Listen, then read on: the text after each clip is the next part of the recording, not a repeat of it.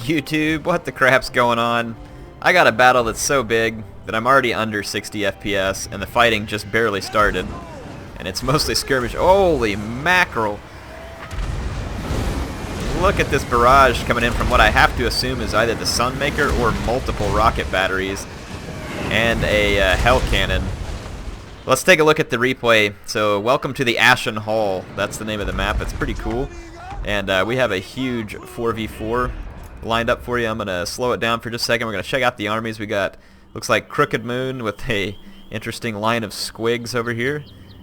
Goblin Boss, just a bunch of standard Gobos, Giants, a couple of Arachnaroks. This must be a huge funds battle, so this is going to be a huge battle. We got a Clan Angron back here.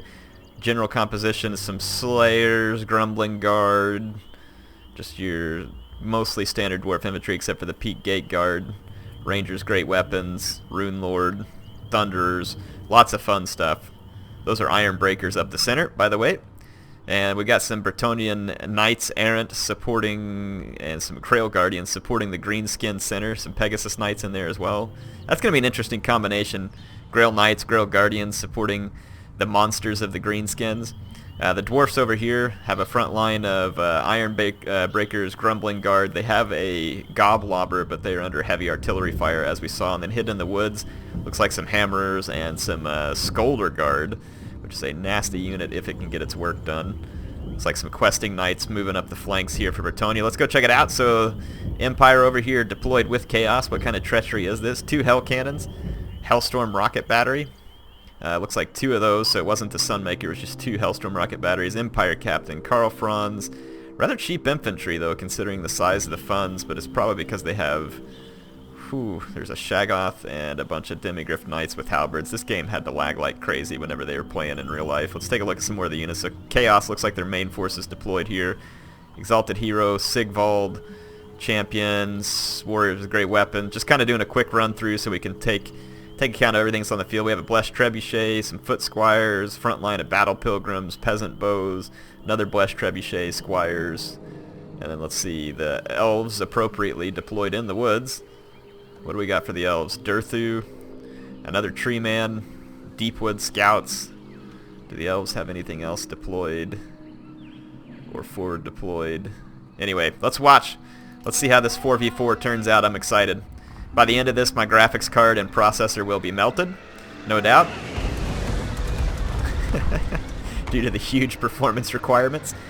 I did take a look just out of curiosity, right? Because there's a lot of discussion right now about Ryzen versus Intel, and you know, one person was telling me that since I do streaming, I should have gotten like a 6 or 8 core processor versus the 7700 that I have. Oh, look at these Questing Knights, got totally stuck from a net of Amantok.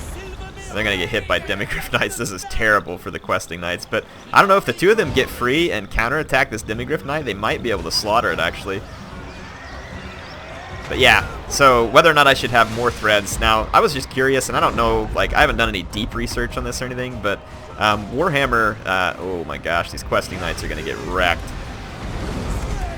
Warhammer can use multiple threads, and whenever I just like went and looked at my my CPU utilization with the game running, it was definitely using multiple threads, but it was still very heavy on one thread and only more moderate use on other threads. So I don't know if Creative Assembly has yet to really optimize this game for multi-thread. And in terms of, well, Era, you could still get a benefit from using the other threads for your streaming and stuff. Well, that doesn't actually use a lot of CPU. It mostly uses my GPU because I'm using an NVEC encoder, which is an NVIDIA-based encoder that really uses my GPU, because my GPU, quite honestly, is probably a little bit underutilized on Warhammer since it's so processor heavy. A lot of this is part speculation on my part. I could be wrong, but just based on what I've seen, typically when I buff my CPU is when I get the biggest performance buff. However, whenever I did get this this processor, and I ramped it all the way up to 5 gigahertz, I had a very minor impact to the frame rate on Warhammer, whereas the last time I upgraded my processor and got some more clock speed, it was actually a pretty big boost. So I don't know if maybe I'm approaching that bottleneck where maybe the TI will do me some good whenever I buy it, but we'll see. Check out this Greenskin line getting throttled as it approached. There's Skarsnik and Gobla. in the midst of these guys. They blend right in with all those goblins. There's a green knight in here too, but look at this giant, man. So much artillery fire. Oh my goodness, this game is beautiful, and I can't even explain how much more beautiful it is too running in 1440. I wish you all could see it at the 120 Hz G-Sync monitor that I've got in here too, but I'm doing my best to bring it to you in as good a quality as I can on YouTube. Alright, the spiders have hit the line. They'll probably want to just go through and hit the Hellstorm rocket batteries. Curse of the Bad Moon back here. It's actually pretty sweet. You don't see this very often. If it's overcast, it'll slow down the rate at which it moves, but I don't think it's going to do a ton of... It's actually hitting its own troops over here. That's unfortunate. Curse of the Bad Moon does not know friend from foe, apparently. Nor do most Vortex spells. Ooh, I think we got a bombardment spell? Yeah, we got a bombardment spell spinning up here. At least it looked like it. Yeah, here it comes. Comet of Cassandora. Let's get this beautiful comet. Boom! Trying to hit the artillery, and then we've got Grail Guardians. Looks like a giant coming over here to intercept the Chaos Forces. Probably a good call. They can hold up the giant should be able to hold up the Chaos Forces for a while. There's a Knight Gabo Shaman, and looks like that the Empire is getting wrapped up pretty hard, and Bretonnius and the Elves are having to move to try and help, whereas Clan Angrind is going to keep the Elves busy back here, along with a few other units. These dwarves are moving forward to get onto the flank of the enemy Bretonnian army. But over here the Empire was decisively defeated. They have some units left though. They have their Empire captains, and I'm assuming Mr. Franz is probably down here too. Yeah, he is. So they're trying to save their handgunners at the moment. The handgunners are getting hit. The Pegasus Knights coming down. They really need to hit this Light Wizard. The captains pin those guys down and kill them. The Deepwood Scouts are starting to get within archer range. And remember, these guys can fire while moving, which is one of those features about elf archers that I actually think is pretty sweet and pretty worthwhile if it's used properly. And with Deepwood Scouts, it's pretty easy to use properly because they can fire in any direction. Oh yeah, now we're tanking it. We're down to 24 frames. I knew it was coming. But considering I'm running in Quad HD, I think we're doing pretty good still. Bretonnia's taken up a defensive geometry. I was about to call it a noob box. It's a defensive geometry, my bad. And the dwarves are about to assault said defensive geometry. Grumbling Guard and Iron Breakers. The Iron Breakers should be able to punch a hole right through it if they get close enough to throw their charges. They are getting their shield, armor, a lot of cover from the Deepwood Scouts. You can see a lot of their arrows just hitting the trees. So the Deepwood Scouts are probably wasting their ammo if they're shooting at the dwarves at the moment. And the Bretonnian Crooked Moon Alliance over here is continuing to just absolutely wreak havoc. There's more Grail Guardians coming in, and Chaos just kind of fell right into the entrapment. Chaos came to reinforce, and instead ended up becoming encircled and most likely destroyed here as well. You can see the Arachthrox and the Giant working these guys down, as well as a lot of Bretonnian cavalry. Here comes some Hammerers to join in the fun. So yeah, there's some pretty serious hitting power for the dwarves moving around the flank. Check it out, the Battle Pilgrims coming to attack the Dwarf Infantry here. These Battle Pilgrims do not have a prayer against this type of dwarf armor. This map looks really cool. Really huge trees in the forest. Foot Squires, maybe a little bit better suited to this kind of combat, but I don't know how they stack up against Spider Riders right into the back, so that's going to poison them too. So this ought to leave the dwarves in good shape. A few blasting charges being wasted here by the Iron Breakers. May want to hold on to that. Let's go see what's going on. Clan Angrind. The Wood Elf decided to ignore Clan Angrind, and now Clan Angrind's going to start falling onto the flank. So look at this. Clan Angrind having the opportunity to come down the hill, and then right up here in their side is the enemy Bretonnian. Oh, look at this beautiful cavalry charge. A comet just barely missing. Oh man, that cavalry charge gets into the trebuchets. And now the victorious Greens. Well, the Empire regrouped a few units, but there's still a lot of Greenskins and Bretonnia over here. And the Spider's going to come shut down these regrouped units. There's a Shaggoth. Bunch of units.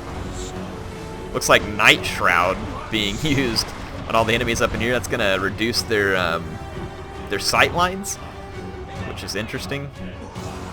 Takes away accuracy and visibility range. I don't think that's going to help a whole lot because they have other units that can still see So they're still getting some info. Look at this, the dwarfs falling back from all this for some reason. The squigs have been thrown in, so massive squig fight. I don't know if this is really the best place for squigs, but here they are. So the squigs in here trying to eat a bunch of peasants. And then over here on the flank, the Bretonnians trying to hold off against the approaching dwarf lines. You got some thunderers who are already starting to open fire back here. And we've got slayers and dwarf warriors pouring through. And now the Bretonnian defensive geometry is falling apart, as is typical with most defensive geometries. Not always, but it seems like it happens more often than not. Woo! It's absolutely beautiful. Check it out. Elves trying to defend against the Pegasus Knights, but we'll see how that goes. There's a Comet of Cassandora or something inbound on these Treekin. Let's see if it's very effective on their health. If it hits them. Woo! It looks beautiful, but it doesn't do a lot to these monstrous units. I think it does more to infantry. So Crooked Moon has finally wrapped up all the Chaos forces, or at least for the most part. Still a pretty decent-sized horde of Bretonnian cavalry roaming here. It looks like a mix of Knights Errant, Grail Knights. Oh, yeah, they're going to come straight over here into the group of trees. Now that's a lot of trees.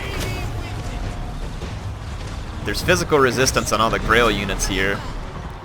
They're going to need a lot of help to go up against this many tree units, because these guys are going to be laying down a pretty significant beating. These guns right here need to focus in on Durthu. They have a different focus target right now. So Clan Angren has completed the Encirclement, and their forces have engaged. Oh my gosh, look at the Iron Breakers laying it down on these Treekin. Those Treekin are going to be charcoal before they know it. And then you've got the Thunders back here. Look at this ethereal, that's an ethereal runesmith too. The Green Knight joining in the fray here. And he does magical damage, so he's going to be pretty good against the Treekin. But the Treekin do magical damage too, so he's going to have to watch out. A lot of tree units deal magical damage, so it's not something the Green Knight's going to want to get involved with. This is a mistake here. It looks like it's maybe being rectified, but when you have a lot of skirmishers, don't bunch them up like this, because then they can't fire as effectively. So yep, see how they're being spread out? Definitely the right move here by the dwarf player. Spread out and start hitting these. Yeah, he's going to target Durthu. So Durthu meets the firing squad. And this armor-piercing fire here is going to be brutally effective against Durthu. Brutally effective. Let's watch it. Come on, get him. Shoot that Durthu. Even though there's cavalry there, because of the hill and the giant target that Durthu is, yeah, look how quickly those Thunders laying waste to him. This was a massive battle. And it was pretty epic, and the map was pretty epic too. How do you like that map? I thought it was sweet. Lots of terrain, lots of forest, like this monolith and other stuff, like this little mountain here, breaking up sight lines. There's a bunch of cool terrain. I like stuff like this, so it's not just boring. Look at the dwarves chasing off what few foes remain on the battle. Look how cool that map looks back over there. That looks beautiful. Look at these elves. They're like, yeah, we're gonna go back to the forest. We've had enough of this. And then there's like this single Chaos Marauder. He's like, dude, I don't even know how I'm alive. Does he have something stuck through him? Okay, that's just part of his uniform. Anyway, shouldn't be much to wrap up yet at this point. Enemy lords are dying. And don't see... Oh, okay, it's just Karl Franz and these last few units that are somehow alive here, and they're going to get shot as they pass. So much Bretonnia, and there was no flying units. There's a light wizard back here, but a whole bunch of other units. Yeah, that's it. It's going to be a victory. That was fun. This was sent in by Reginald Puggington, too. He always sends me fun team battles, so whenever I see his team battles, I like to take a look at it, just because they're usually on a massive scale. I don't know how they put up... This had to lag like crazy. I mean, the only way this didn't lag is if you were playing on a local area network, which I'm assuming this probably wasn't. So let's look at Puggington's kills. He was the one that had the cavalry horde. I like it, and he did a lot of damage with it. It was fun. That's a fun way to play Bretonnia. Dr. Bro here with the giant squig horde, which was also entertaining. His monsters really, except for this one here, did pretty darn well in that fight. Look at all the chevrons these guys picked up, so pretty serious effort there. The dwarf, holy Grombrindle, good grief, man. I didn't catch Grombrindle in action, but he was freaking wrecking. Look at him, the Skolder Guard even got some kills, so that's a lot of fun. Clan Angrind here got to the battle a little bit late, but when they did get there, they started putting together a pretty good walloping. Look at these Peak Gate Guard, we're starting to rack up kills. Norgrimling Ironbreakers pretty much untouched and picked up 55 kills. That was pretty cool. And let's take out the Chaos player here, what did well for him. Look at this, the Dragon Ogre Shaggoth picking up 121 kills. That's no joke. The rest of his units, though, getting rather crapped on. And then Wild Berries here for the Elves. Not trying to be offensive here, Wild Berries, but in this case, it was just too much. He got slaughtered there. Durthu still put together an impressive number of kills, considering, you know, what kind of situation he was in. And then Bretonia here, man, they got pooped on. I mean, they just got properly pooped on in that defensive geometry. And again, no offense to the Bretonian player. I've gotten myself killed. There was a Sunmaker there. I knew it because all the stuff is flying in. Y'all know CA released the stats, and they said the Sunmaker has the highest average kills per battle for any unit. Like, when it comes to battle, it gets the highest average kills. That's pretty funny. Demigryph Knight's doing pretty good. Silver Bullet's got a few kills, but otherwise, yeah, the Empire got overwhelmed, and the Bretonian player was right behind them, or later, a little later on. So the Empire and the Chaos player just got overwhelmed early, but still interesting to see that many kills on the Hell Cannons because they got taken out relatively quick. Hope you all enjoyed this one. HeirofCarthage signing out for now. I'll be back with more. See you then.